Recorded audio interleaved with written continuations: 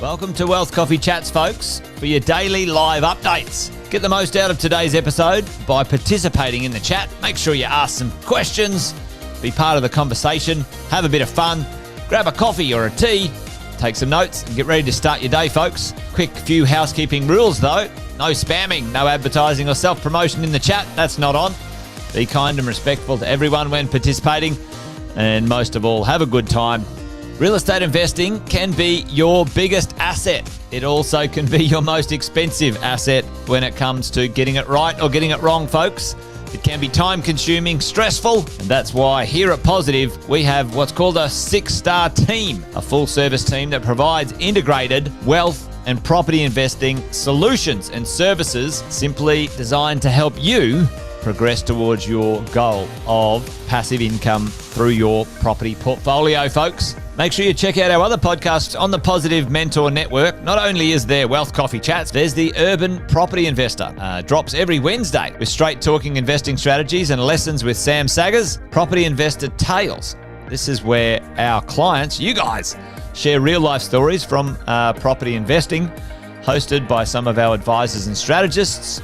And that's done every fortnight, dropping every Monday. Wealth, Wine and Wisdom, folks, that debriefs the week that was in the world of finance and property, hosted by yours truly, Jason Witten and Andy Fenton on Fridays.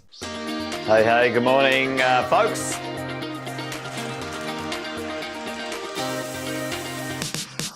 Good morning, everybody. Welcome to another Wealth Coffee Chat. Hope you're well, folks, wherever you are. There it is, team. Morning. Morning, wherever you're tuning in from today. Early bird gets the worm, they say. Here at Positive, we offer a 6-star team. It's a team that help you at every stage of your wealth creation journey.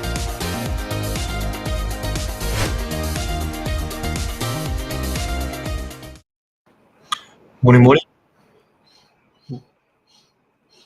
Oh, I've got feedback. Just give me 1 second. That's not good.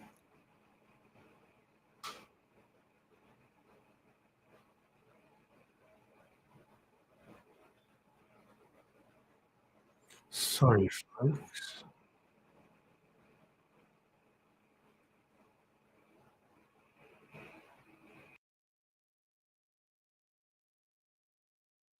Hello. Hello.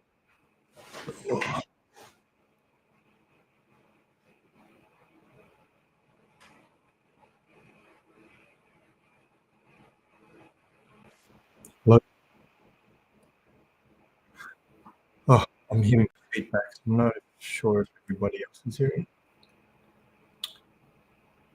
Welcome to this edition of Wealth Coffee Chat, Friday Finance Edition. No, it's been a while, so it's great to be back on with you guys.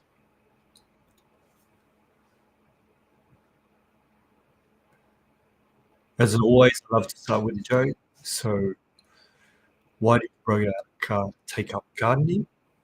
To watch equity grow. Just wanted to share some news around the mortgage broking industry this week. Our industry body, the MFAA, has released some figures, and mortgage brokers are currently writing 76.8% of all loans. So, yeah, almost 4 in every 5 loans is actually written by a broker. So that's obviously means that we're providing a lot of good service to the clients. So the other news this week is that the next interest rate cut is actually forecasted for August and not in July. So according to economists, the Reserve Bank is actually looking to hold interest rates in July and expecting that the next cut will come in August. Good evening, Kevin. Thanks for joining me. Morning, Jeff. Now, this week I had a conversation with one of my clients, and she was asking me about an update. Sorry, she was asking me whether it was better to look at some renovations on her home or look at potentially purchasing a property upgrade. And I'll give you some numbers just to get some context around this conversation. Right now, she's got a loan of about $500,000 on a property that's valued around 900. The property that we're looking to move into is about 1.6 million. She also has an investment property.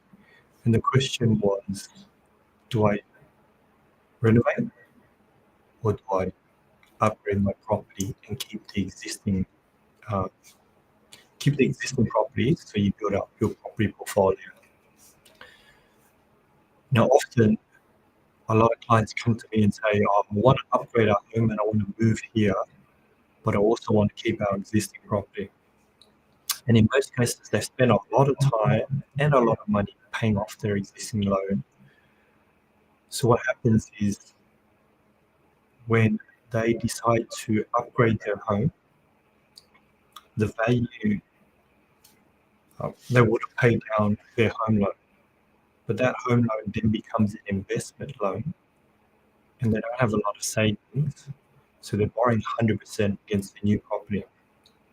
So in the case of my client, she was looking at a new loan of $1.7 million to purchase the new property if she wanted to keep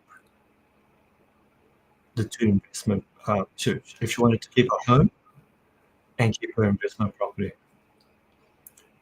And I said to her, what do you think when you hear that your home loan is at $1.7 million?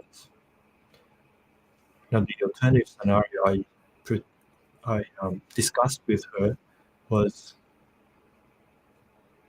when we look at property, principal place of residence upgrade, so, when we're upgrading the home, we actually don't want to keep your existing home.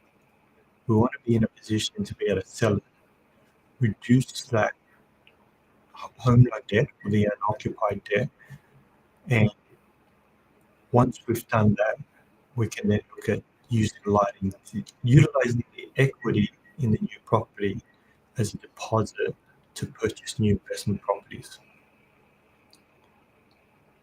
So you can still have the same result in terms of, let's just say you have two properties, but you actually end up with a smaller home loan debt, which actually helps you be able to borrow more, and you can actually increase your you actually have a big investment debt.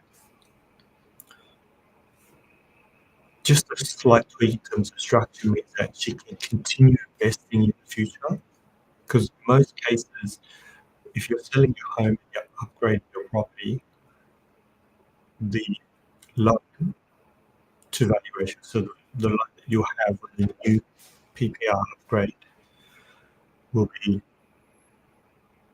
usually around 50 or 60% mark. So there's about 20% of equity there, which is funds you can use as a deposit for investment properties continually. When you do numbers on a $1.7 million home loan, it actually stops you from being able to borrow for a long time in the future. So it actually puts a pause in your property portfolio building strategy. So I wanted to share that this morning because it's actually a conversation that I've come across a lot with a lot of the different clients, and so many of them have the idea that I want my home that I used to live in to be an investment property while I purchase my next one. Now, the other great thing about the home that you've lived in is you can actually sell it capital gains tax free. So a lot of that money can go into the new property and absolutely smash the loan down. And by reducing your home loan amount, you now have a lot more available as equity that you can access to help purchase to help accelerate how fast you can build your property portfolio. The other thing we spoke about is that we often move a few times throughout our lives. When you move out of home for the first time, and if you're in a great position, you may purchase your first property there.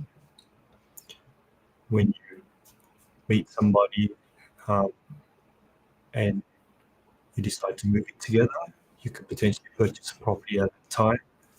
When you have kids and your kids start school, you may move 2 times during that period, to move into a better place, a better suburb for your kids' school.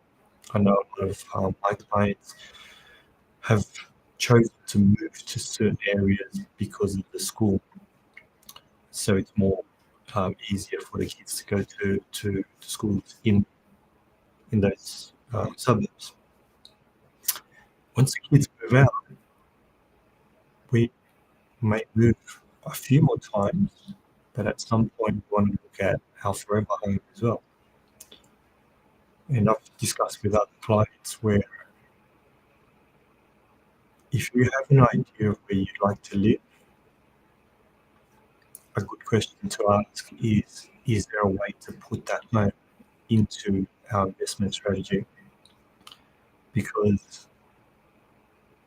you may be purchasing that home or that property 10 years before you actually move into it.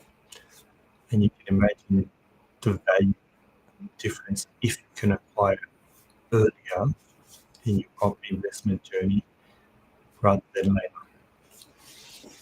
So there's a few things that I actually had a chat with my clients, and I thought it would be great to share that with you guys on our coffee chat today. Thanks for joining me today. Have a wonderful Friday and an amazing weekend, and I'll catch up with you guys next week.